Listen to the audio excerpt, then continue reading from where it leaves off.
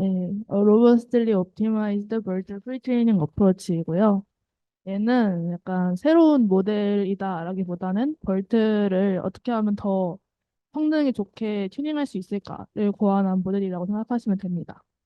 자, 먼저 이 기존의 엘모, GPT, 벌트 같은 모델들은 셀프 트레이닝 메소드를 많이 사용을 하는데 그런 프리 트레이닝 기법들은 이 성능이 매우 뛰어나지만 어떤 점이 성능을 향상시키는지는 알 수가 없습니다. 그리고 이제 이 데이터도 다 다양한 사이즈의 개인적인 데이터를 사용하는 그런 경우도 있고 합니다. 그래서 이제 그 중에서 우리는 벌트를 좀 더 개선을 해보겠다. 그래서 벌트를 선택을 한 거고, 벌트의 문제점은 untrained 데이터. 벌트가 이제 프리트레이닝을 할 때 매우 큰 데이터로 트레이닝을 하는데 얘는 그것도 이제 untrained 된 모델이다라고 생각을 했습니다. 그래서 이들을 더 학습시킬 수 있는 방법, 여기선 디자인이라고 말을 하는데요. 그것을 제안을 했습니다. 그래서 하이퍼 파라미터 튜닝과 트레이닝 셋, 그리고 트레이닝 메소드를 변화를 시켜서 성능을 향상시키도록 했습니다.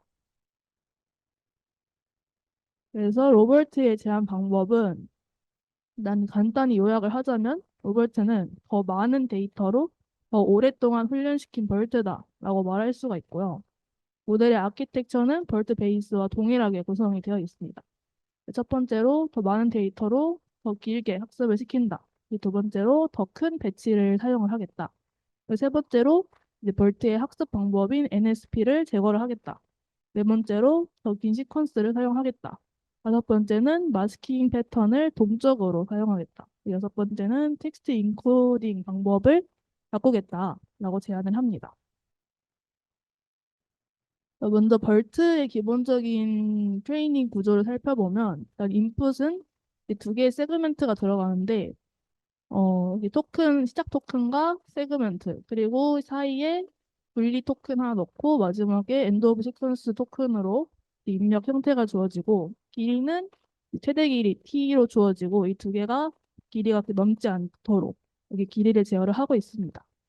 그리고 트레이닝 방법 중에 중요한 거 두 가지는 첫 번째, 마스크드 랭귀지 모델. 이거는 아까 이제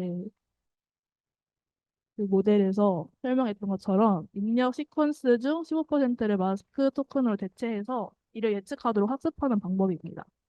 그리고 두 번째는 넥스트 센텐스 프레딕션으로 이제 다음 문장, 서로 연결되는 문장인지 예측하는 학습 방법인데요. 50%는 동일한 문서에서 샘플링을 하고 50%는 다른 문서에서 샘플링을 해서 예측을 하도록 학습을 하는 방법입니다. 그래서 첫 번째로 이제 데이터를 더 많이 사용을 했습니다. 벌트에서는 16기가의 데이터를 사용하고 로버트는 160기가의 데이터를 사용합니다. 그래서 원래는 북코퍼스와 잉글리시 위키피디아 데이터를 사용을 했는데 여기다가 추가로 CC 뉴스라는 데이터를 추가를 합니다. 얘는 이제 뉴스 데이터셋을 크롤링한 데이터고요. 여기서는 굉장히 중요하다고 얘기를 하고 있습니다.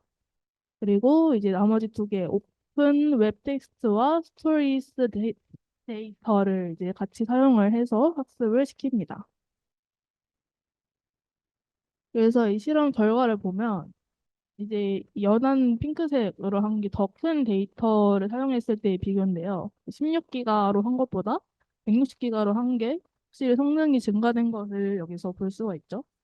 그리고 이 진한 색으로 표시한 거는 더 긴 시간 동안 훈련을 시킨 건데 이제 시간이 길어질수록 더 성능이 올라갔다는 것을 볼 수가 있습니다. 그다음은 이제 마스킹 방법을 변경을 시켰는데요. 기존은 이제 스태틱 마스킹 방법이다라고 해서 입력 데이터에 마스킹 진행할 때 랜덤하게 한 번만 마스킹을 진행해서 이제 정적인 마스킹이다라고 하고 있고 그래서 변경한 방법은 다이나믹 마스킹 방법으로 트레인 데이터를 10배를 늘려서 40에포크 동안 각 시퀀스가 10개의 다른 방식으로 마스킹을 수행을 한다고 합니다. 그래서 한 개의 마스킹 방법마다 4에포크씩 진행이 된다고 할 수가 있습니다. 근데 어떤 방법인지는 자세하게 나와 있지 않은데 아까 그 논문에서 말씀한 그런 방법으로 진행되는 것 같습니다. 근데 결과를 보면은 차이가 그렇게 크지 않은 것으로 보이고 있어요. 하지만 여기서는 다이나믹 마스킹 방법을 이용해서 훈련을 진행한다고 합니다. 다음은 이제 인풋 포맷과 NSP를 제거하는 건데요. 이제 NSP는 서로 이어지는 문장인지 예측하도록 학습을 시키는 건데, 최근 연구들에서 이 NSP 로스의 필요성에 대해서 의문이 많이 제기가 됐다고 합니다. 그래서 이 NSP를 넣은 것과 넣지 않은 것으로 이제 비교를 해보려고 합니다. 첫 번째 세그멘트 페어 NSP 같이 사용한 것은 이제 기존 벌트의 입력 형식인데, 같은 문서 혹은 다른 문서에서 온 두 가지 세그먼트. 이 세그먼트라는 거는 문장일 수도 있고, 뭐 두 문장이 합쳐진 걸 수도 있고, 어쨌든 길이가 제한된 안에서 이렇게 샘플링을 해오는 거고요. 센텐스 페어는 문장, 두 가지 문장만 가지고 온 것입니다. 그리고 이제 without NSP loss에서는 full sentence와 독 sentence가 있는데, full sentence는 하나 이상의 문서에서 연속된 문장이다. 근데 이제 문서가 끝나서 다음 문서로 넘어가게 되면은 이제 구분자를 추가하고 같이 써줍니다. 다음에 독 sentence는 한 문서 안에서만 샘플링을 하는 겁니다. 그래서 이제 실험 결과를 보면은 NSP 로스가 있는 부분의 결과를 보면은 이 센텐스 페어가 더 성능이 낮은 것을 볼 수가 있는데요. 이는 롱텀 디펜던시를 학습할 수가 없기 때문이라고 추측을 하고 있습니다. 그리고 이에 비해서 확실히 NSP 로스가 없는 쪽이 성능이 좋은 것을 볼 수가 있는데, 그중에서 이제 독 센텐스가 가장 높은 것을 볼 수가 있습니다. 그 이유는 이제 하나의 문서에서 시퀀스를 가져왔기 때문에 성능이 더 좋을 것이다 라고 추측을 하고 있고요. 근데 이제 독 센텐스 같은 경우는 다양한 배치 사이즈를 가지기 때문에 앞으로 실험에서는 풀 센텐스를 이용한다고 합니다.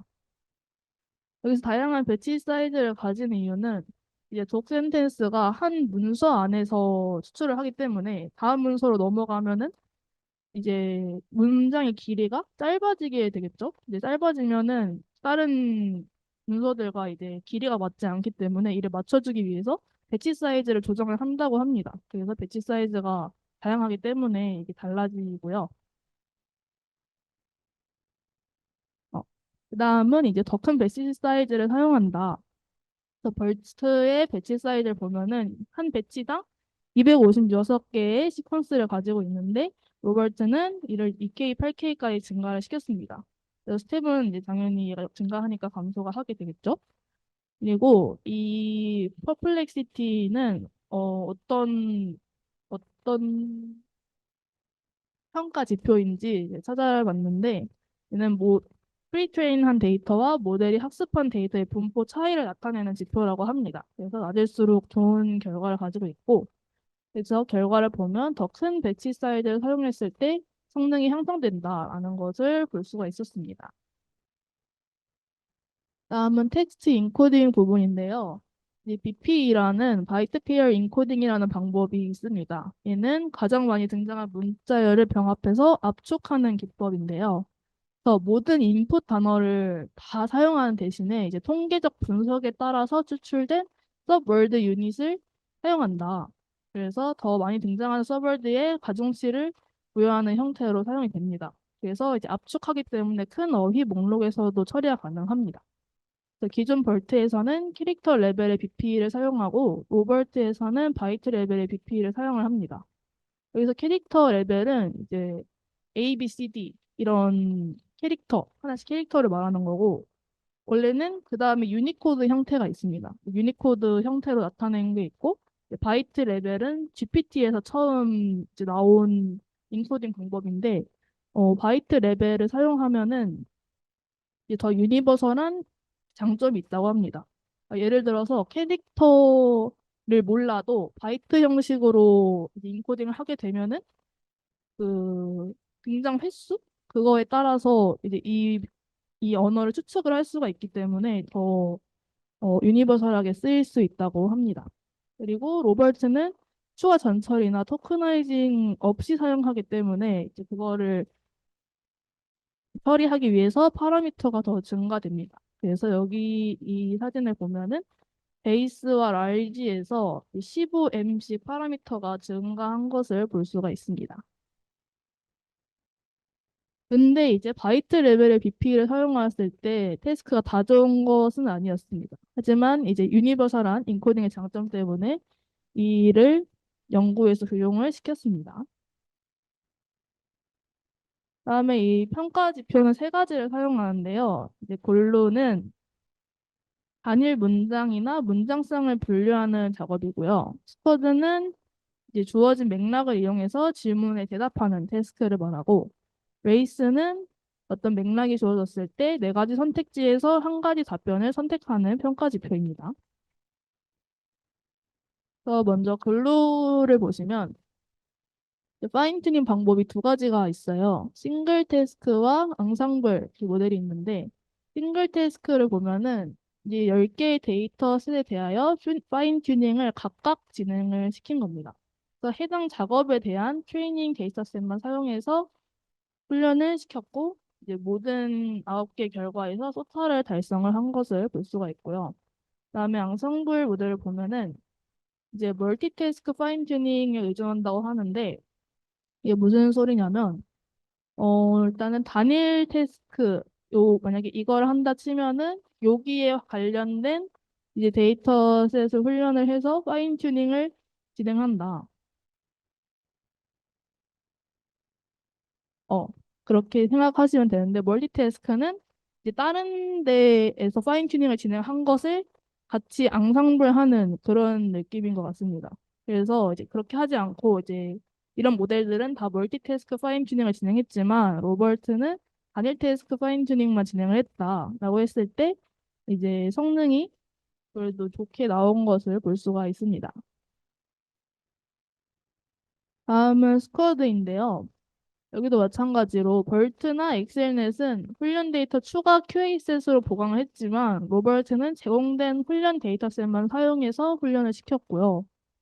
이제 엑셀넷 같은 경우는 로벌트가 아니라 파인튜닝 레이어별로 지정 학습률을 채택을 했지만 로벌트는 모든 레이어에 동일한 합숙률을 사용했다고 합니다. 그 결과 보시면은 또 이제 좋게 나온 것을 볼 수가 있습니다. 마지막 레이스도 이제 모두 소타를 달성한 것을 볼 수가 있습니다. 그래서 결론입니다. 로버트는 그 벌트보다 더 많고 더 많은 데이터와 긴 시간 동안 훈련을 한 것이고요. 이제 여기서 로버트가 말하고 싶은 거는 이제 새로운 모델을 구축하는 것도 좋지만 기존의 모델을 튜닝하여 프리트레이닝을 진행해도 성능이 더 좋아진다. 그렇기 때문에 이제 아키텍처에만 집중하는 것이 아니라 데이터 사이즈나 훈련 시간을 더 이제 트레이닝을 시키면 더 좋은 성능이 나올 수가 있다라는 것을 말하고 싶었던 논문이었습니다. 감사합니다.